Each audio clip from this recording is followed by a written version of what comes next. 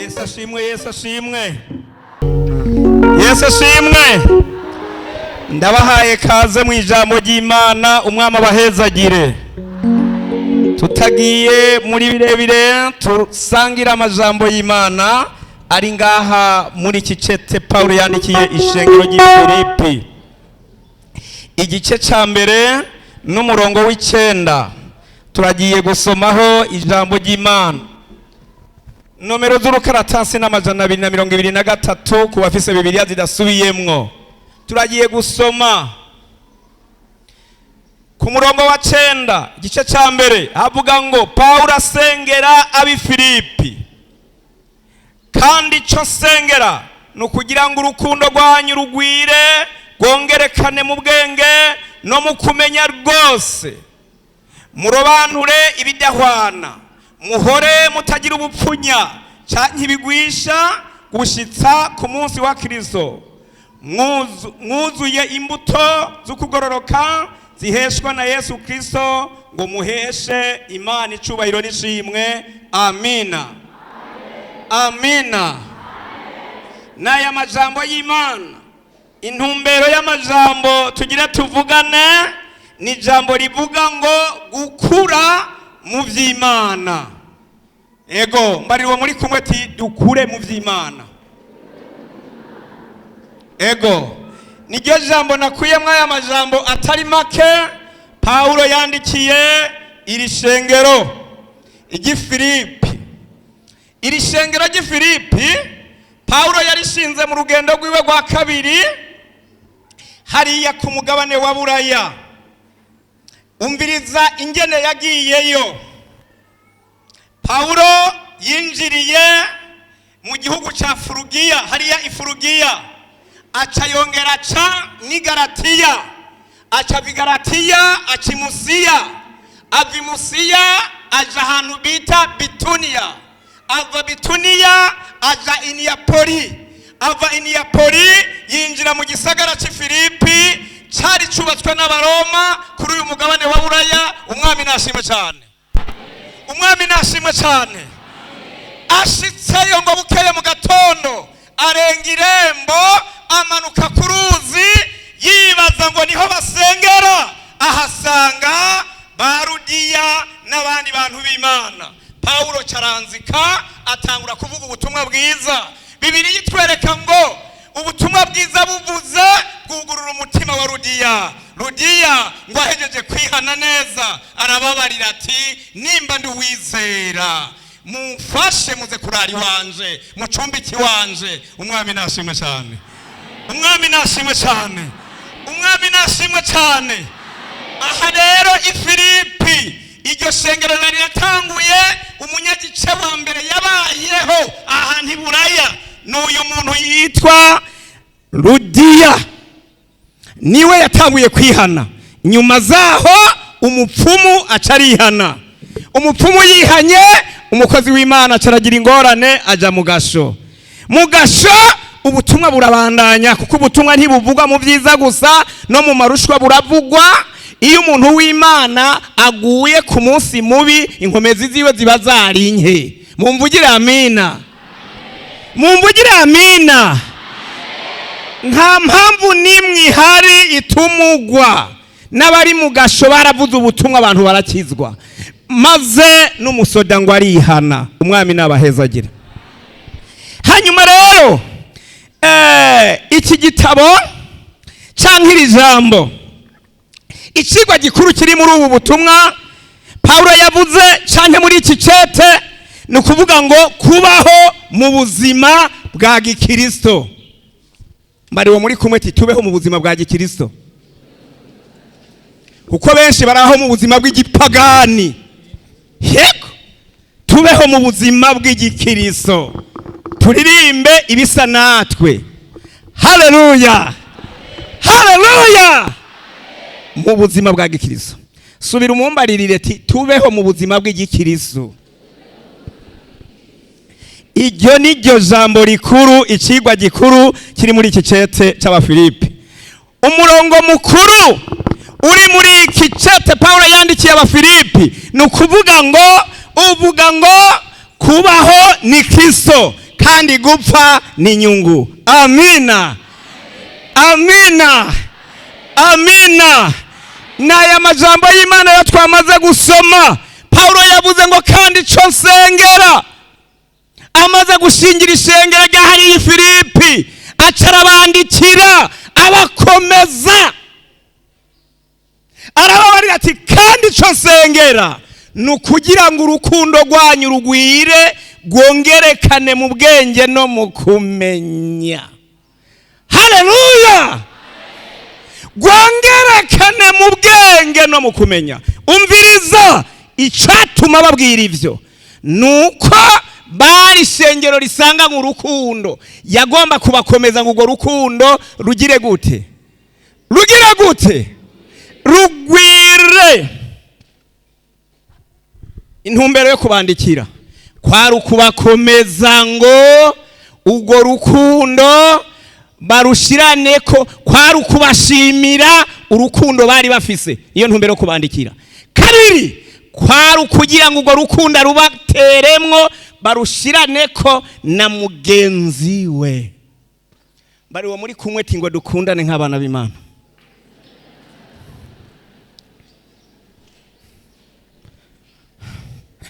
Kuko abantu benshi umenga bariko akaroge muri iyi minsi, umenga azoja mu ijuru yijanye. Ntituzoja mu ijuru twijanye. Kristo yaduze mu ijuru, agenda avuze ijambo ngo nabashizeho kugira ngo mugende murama imbuto kandi zigire gute? Zigumeho. Yesu nashimwe cyane. Izo mbuto rero ya mbere ni urukundo. Uzokunda uwo mwicaranye. Ntuzovuga ngo uzokunda Imana utanigeze kubona mugabo umwanka. Ngo n'urukundo ruvanze n'ubwo abadayimoni. Mumvugire amina. Mumvugire amina. Intumbero rero kubandikira yagomba ngo abibutse urukundo bari bafise igihe yababwira ubutumwa bwiza. Hanyuma rero ubugira kabiri urwo rukundo ngo barukomeze umuntu na mugenzi we. Ubugira gatatu kugira ngo urwo rukundo ntiruhungabane, bace birinda abo bita abajudayizme, abo yisimbwa. N'ibintu bitatu byatumye Paulo yandikira ishengero ry'i Filipi. Icambere kubashimira urukundo. Ikigira kabiri urwo rukundo bagwamamaze ku muntu na muge. Ubugira kabiri ko ari ibintu bijaganya, bace birinda judayizme, abavanga ivya Yesu n'ivyagezwe. Ko niko kaga dufise, abantu bagomba kuvanga ibintu by'ubutafu bakabishiramwe n'ivy'impemu bakabivanganya. Takure sivyo. Mugire urukundo rusesuye rwo muri Kristo Yesu yavuze nk'ingabire rumatane natwe. Umwamashimwe, umwamashimwe. Hano rero aca murabyumva, yari amajambo yo gukomeza ishengero yari yarigishije ngo ico nsengera rya Paulo nukugira ngo urukundo rw'abantu b'Imana bo ku mudugudu ni Bujumbura, mu Burundi bwose ni Kongo, rugwire rwongerekane mu bwenge no mu kumenya. Kandi urwo rukundo rube mu bwenge, murobanure ibitagize gute? Ibidahwana. Acavuga n'irindi jambo rikomeye ngo muhore mutagira iki? Ubupfunya. Ubupfunya gushitsa ku munsi wande wa Kristo. Umwamashimwe, umwamashimwe. Ndabipfurije gukura ntimubimfunya mu izina rya Yesu. Ewe ndabipfurije gukura ntimubimfunya mu izina rya Yesu. Imfunya nimbi. Imfunya, uronse umwana w'imfunya ubugowe kabisa. Ego. Umwana w'imfunya ntapfa kuzi. Narababariye, hariho umuntu yavyaye umwana kabisa n'umugenzi. Nizi saha uwo mwana aracari mu musegetera, abandi banagiye kudakura. Ndabipfurije gukura mu izina rya Yesu. Ndabipfurije gukura mu izina rya Yesu. Abaririmbyi ni mukura mu izina rya Yesu. Abajenama ni mukura mu izina rya Yesu. Abigeme ni mukura mu vy'Imana mu izina rya Yesu. n'imisore. Twumvise abasore bari barakuze mu vy'Imana, ba Daniyeli bari barakuze mu vy'Imana, ntibabaye agateterezo. Umuntu akuze ntaba agateterezo, kandi umuntu akuze iyo haje ikintu rurahanganywa. Sema amina, sema amina. Ariko umwana mu kwizera, ntimuraraba umwana iyo hari umwavu bakubuye bagasuma n'ibiharage bagashiranga kandi vyaguzwa amahera, arabivanga byose n'umwavu ngo bivyose. Niko n'umuntu mu vy'Imana atarakura ameze, avanga gukizwa no gusambana hamwe no kwiba no gutukana n'ubwibone n'amanyama. Uwo muvango wureke, kura. Bari muri kumwe tikura. Haleluya, haleluya, haleluya, haleluya. Ndabipfurije gukura mu vy'Imana igihe kirakuze mu izina rya Yesu. Kandi umuntu adakuze mu vy'Imana ibihe birakuze ntazohagarara, agira ave ku murongo. Abakuze babandanye kuko intambara ni nyinshi.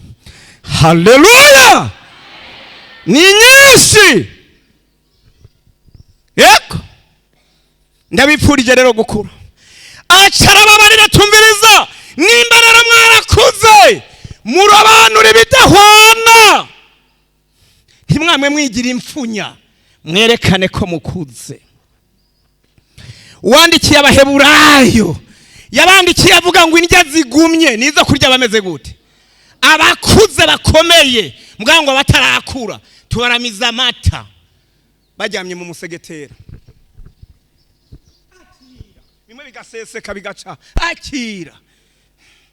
Awo izi saha n'ubu turacabinginga kugira ngo ishengero rigume ryuzuye. Mbega ntuza gusenga, tumufate gumatoroka, atoroka gusambana, atoroka guharika. Kubera iki? Ntarakura. Kuko umwana iyo atarakura arakorokera no mu muriro. Zivyo mu muriro arakorokeramwo, akinjira mu muriro kuma none ntiyawubona, ntarakura. None abasambana ntibasambana babizi ko umuriro uzobarigata, ntibasambana babizi ko bazogwara sida. Mugabo kuko batarakura mu vy'imwemu barasambana. Kandi ga rero ka nta tolerance izohaba, none ntubizi. Yego, mugabo kuko utarakura ivyo urabigwamo. Imana yacu nidufashe murobanura ibidahwana. Yongera babwira n'irindi jambo ngo muhora mutagira ibigwisha gushika ku munsi wa Kristo. Ewe muntu azana ibigwisha mu ishengero ry'Imana, ubu nibo bagwiriye. Umuntu aragenda akabifonda fonda, ubu barabikora hama gaca bitransfera nk'amarinite. Tubita abafournisseur, abafournisseur amabuye, baraforonesa ikinyoma kugira ngo ibigwisha vyinjira mu ishengero rya Kristo. Kaca twambana uruhagarara. Bijya n'ibimenyetso vyerekana batarakura hehe mu by'imhemu. Ariko ndasubiye kubabarira, ni mukure mu izina rya Yesu. Mbarira uwo muri kumwe ati ngo dukure, ibihe birakuze. Haleluya, haleluya, haleluya, haleluya. Murobanura ibidahwana. Turagiye gusoma kugira ngo tuziga mu mwanya. Yego, reka tuziga mu mwanya neza. Dusome Yeremiya 15. Turabe ingaruka nziza ku bantu barobanura ibidahwana atari impfunya bamaze gukura. Yego, haleluya, haleluya. 15 n'umurongo wa 19. Yeremiya 15 n'umurongo wa 19. 15 ku murongo wa 19 turagiye gusoma. Havuga ngo none rero uku niko uhora hagize ati, niwahindukira nzokugarukana ubone guhagarara imbere yanje, kandi niwarobanura ivy'ingirakimazi ukabikura mu vy'imburakimazi uzoba nk'akanwa kanje, kandi abandi bazoguhindukirira ariko weho ntuzobahindukirira. Kandi muri ubu bwoko nzoguhindura uruzitiro rukomeye rw'imiringa. Bazokugwanya ariko ntibazokunesha, kuko nzoba ndi kumwe nawe ngo ngukize nkurokore. Ni jewe uhoraho mbivuze. Amen. Amen. Iyo umuntu yarabanuye ivy'imburakimazi agasigarana ivy'ingirakimazi, acahagarara nk'ukuze mu mwanya wiwe. Nimumvugire amina. Vya bindi vyo kunywa fangasi, vya bindi vyo kuborerwa, vya bindi vyo gusinda, vya bindi vy'uburofa byose Shetani ariko arateza abantu, umuntu akabishira ku ruhande agasigarana ivy'ingirakimazi. Umviriza itangazo yaciye avuga ngo umve none rero nzogukomeza ndakugire nk'uruzitiro rw'imiringa. Bazokugwanya ariko ntibazogira gute? Ntibazokunesha. Umwami nashimwe cyane. Umwami nashimwe cyane. Ntibazokunesha. None Yosefu ntimumwibuka? Muka Potifara amucakiye ngo amusambanye, yamubariye ati atari uko ndakubaha ibyo ugira nibiki, ibigira nibiki. Yaramusunuye arataruka. Haleluya, haleluya. Umugore asigarana maramara. Umuntu yarobanuye ibidahwana aragwana kanesha. Mumvugira amina. Mugabo ubuza wumva ngo bamfashe ku nguvu. Kanda hiyo, kanda hiyo, kanda hiyo. Waraguye. Abakirisu twese twahamagariwe kuba abasoda bo kurwana n'iki? N'icaha. Umugabisha n'umwami Yesu. Nitwaba kumwe tuzokwama gutsinda. Mumvugira amina. Hey! Wamunesha, wamunesha, mwijuru hazoja yabanesheje.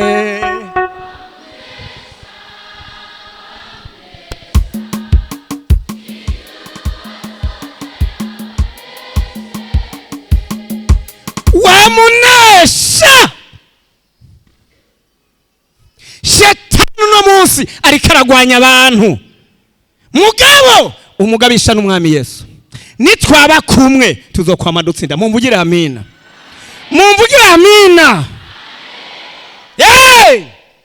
Dawidi kuko yarakuze mu vyiyumviro, yarakuze mu mwemu, asanze urugamba rudeganye, bibaye ibindi Abisirayeli bagize ubwoba, abana mu kwizera bajugumiye, yavuze ati yo ntakebwa. Abo turababuze muri iyi minsi basha. Turabuze abantu baharanira ishengero muri iyi minsi, barivugira. Dufise abaritabagura gusa bajonona. Yarahagaze nk'umugabo mu kwizera ati none uyo mugabo wo mwica bamukorera iki? Babanyabwoba ngo waje kurorera intambara. Nawe ati none mubonye mvuze iki? Mugabo uti inkoko ntikikibitse. Baratinda babibwira Sawuli, arakambika. Biranka. Toye ibigwanisha ntibikunda. Cewe nambaye Kristo. Haleluya! Ngo urugamba rudeganye gaca karasohoka. Igihangange kigeranywa na Shetani nguje kungwanya mbaye imbwa. Naho ati ndakugwanya mu izina ry'Imana ya Isirayeli wacokoye, ndakubagira ibisiga, ndakwice. Mumvugira amina. Umuntu yarobanuye ibidahwana ahagarara mu mwanya wiwe agahanganwa, kandi urugamba rwiwe ruratsinda. Umwami nashimwe cyane. Umbiriza ikindi kigira kabiri, inyungu y'umuntu yarabanura ibidahwana. Imana yasezeranye ko izokimugira nk'akanwa k'Imana. Ndakwifurije kuba nk'akanwa k'Imana mu izina rya Yesu. Mbari wo muri kumwe uba akanwa k'Imana. Ega abantu benshi ubu akanwa kabo n'akabadayimoni sa k'Imana. akanwa k'Imana uzoba nk'akanwa kanje, uzoba nk'akanwa kanje. Gute?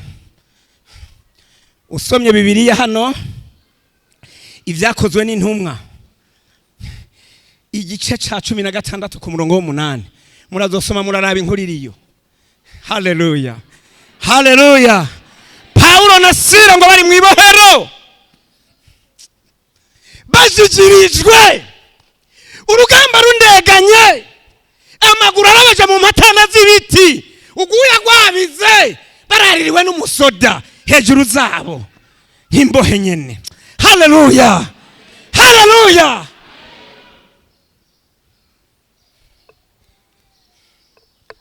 Abantu benshi iyo ari mu ntambara ntasubira kuvuga Imana, avuga Imana kuko aguwe neza, kuko ni bakavyina buhiye. Yewe kavyina buhiye uragowe, ndagutangarije kavyina buhiye uragowe. Amageragezwa rikaraza ukabuvyina kuko buhiye, karabaye urasigaye. Ya ndababona Bibiliya ivuga ngo mu gicugu hagati, ijoro rigeze hagati na hagati, ni sangapi? Saa 6. Paulo abwira Sila, tumviriza sha, utumwuga ukabutaye abana ngo dutangure turirimbe. Haleluya. Mwaririmbye indirimbo ziryoshe kandi hajya shetani yababaye ko mu bintu Imana ikunda n'uyo muziki Imana irawukunda. Iyo abantu bashajijije ukwera bakaririmba, murabizi ko ibisagara byaca bifatwa, abansi bakitura hasi. Muraraba mugasha mu mpimba hari Filipi, ikigwanishwa Paulo na Sila bakoresheje indirimbo. Haleluya. Bararirimbye sha, bararirimbye. Irera Imana nta na kimwe kitayemera, iyo Mana we.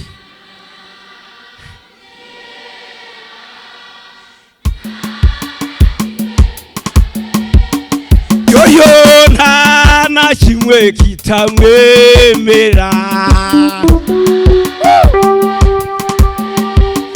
yoyo nta na kimwe kitamwemera.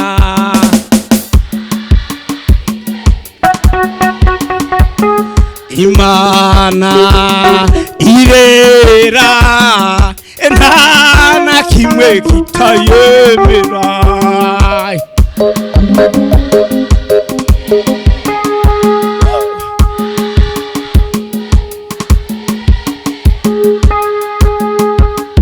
Imana izumvise icangwa iraryoherwa, nayo ngo iramanuka. Abagize komanteri ngo yamanukanye aka gahererezi, irera jendera nta na kimwe kitanyemera. Ikivuze inzu ngo zica ziranyiganga. Amatanguriro y'ibohero Imana irashigikira akanwa kayo. Haleluya. Uririmbura akanwa k'Imana mu izina rya Yesu, Imana izogushigikira. Uririmbura akanwa k'Imana, uvuga ubutumwa akanwa k'Imana, ujena muri akanwa k'Imana, usangura akanwa k'Imana, izogushigikira. Haleluya. Buno nyene indirimbo zica zirashuha. Abanyororo mu gishingo cyo kuga ngo bagire baho ko inzugi zaciye ziyugurura, amatanguriro y'inzira nyiganyiga, iminyororo ibabashira dohoka, bose n'abanyororo nta na kimwe kitakwemera. Abagize ibyamfurambi nabivyinka nta na kubera akanwa k'Imana, kubera akanwa k'Imana kaciye kagumya n'abasuma. Umusoda ngo acarabyuka ati mbega byaganza gute? Paulo tumviriza, ntiwigirire nabi, ntiwigirire nabi, turacari hano haru. Acaravuga ati none bagabo bene data nkora iki? Paulo ati nico nashaka, iza Yesu naba mu nzu yawe urakira, mumvugire amina. mumvugira amina. Agashoka bakararangiye. Erega shetana kuboheye aho nyene kuko utaraba akanwa k'Imana. None uzogwa ngaho. Have unguruza ubakanwa k'Imana. Ewe mwigeme aho hantu hari have unguruza ubakanwa k'Imana. Imana izogutabara. Wa musore we unguruza ubaho hantu uri ahuri Imana izogutabara. Iyasanze Daniyeli mu bwobo bw'intambwe izogusanga ahurisha. Iyasanze Shadraka na Meshaki na Abedenego akanwa k'Imana nawe izogusangaho. Mumvugira amina. Ngoma mpamagara umuntu avuga ati jewe n'ukuri byaranse ko ndobanura byose ndabivanganya ndamusengera. Hanyuma uwundi navuga ati ndagomba Imana izongere nkakanwa kayo kandi igire nk'uruzitiro rw'imiringa nze ngwanenesha aze tumusengere. Ndahejeje naye amajambo y'Imana abayumvise Imana niba hezagire. Ninde wa mbere yoza ngo asengerwe abakanwa k'Imana? Ninde byananiye kurobanura ngo azarobanure? Ingo tugusengera Imana naye amajambo y'Imana abayumvise Imana niba hezagire. Kaze tubasengere. Ego tugire dusenge Imana. Dusengera umuntu avuga ati jewe ngomba ndirimbe ndakanwa k'Imana kandi je byaranse ko ndobanura ibidahwana ngo ndabivangatiranya. Uze naho upfukama huri kabisa Imana irakwemera. Tugire dusenge Imana nukuri kose aho naho upfukama ngaho Imana yo mwijuru yabikorerako. Shaka upfukama ho nyene nta ngorane mugabo ugira intumbero kabisa. Hari byananiranye guheba nguma ndabivanga. Pfukama tugusengera Imana naye amajambo y'Imana kabisa. Tugire tubasengera Imana. Ego duce dusaba umukozi w'Imana umwe hano asenga Imana. Ego umukozi w'Imana hano. Ego Moise sengera abantu. Mana data wa twese uri mu ijuru, Mana y'urukundo, haleluya, turagushimiye ku majambo yawe yongeye guca imbere y'umugeni. Shengero ryawe Mana wagombye kongera kuritunganya, none baraciye bugufi munsi y'umusaraba wawe. Mana bagirira imbabazi beze mukuri kugira ngo barobanure ibidahwana mu izina rya Yesu Kristo. Amaraso yawe ababonekeko ubahumanure ntibasubire kuboneka ari bihumane mu izina rya Yesu Kristo. Ubambika izara Mana, ubambura ubucoce kwa Satani yari yabambitse muri iminsi yahagarara ko mu kubarega mu izina rya Yesu Kristo. Mwami amarabaga byose n'udusembwa bibaveko, amaraso yawe ababera umwambaro ubereye, ibisigaye batunganye ubeze byete byabarega bitabugwe, mazina yabo asubire yandikwe mu gitabo cy'ubugingo mu izina ryawe gera. Amen. Bagomba dusenga Imana, dusengera umuntu yumva afise ikibazo. Ego kabisa tumusengera Imana. Ego tugire dusenga Imana umuntu afise ikibazo cy'umutwaro ahagarare dusenga Imana muri kino gikorane. Imana Yesu cubahiro hamumanika ukuboko kwawe ati Imana urabizi ni bya bindi nyene. Mana data wa twese wari uri mu ijuru turagushimiye imbabazi zawe n'ikigongwe by'amabiba bidashira. Ngira ishengero ryawe ryazindukiye kuri uyu musozi, barashize hejuru ibibazo bafise, intambara bafise n'ayandi mageragezwa bafise, hari ay'ingwara, hari n'iyindi mitwaro Mwami. Barasavye turasavye tubaterurire mu maboko yawe ngo iyi mitwaro zitembagarire hasi. Abantu b'Imana baze baronke ibishinga ntahe, abantu b'Imana baze biterere hejuru. Funze mu izina rya Yesu ingwara zose zaje nkaranda zisoke. Abantu b'Imana batekane ibyo shetani yinjiza imiyaga mibi n'imizimu mu izina rya Yesu Kristo. Abantu b'Imana bagirirwe neza nuko urakoze, ubane nabo ubagumbire muri byose mu izina rya Yesu Kristo umwami wacu. Amen. Mwese muvuge muti amena. Mwese muvuge muti amina.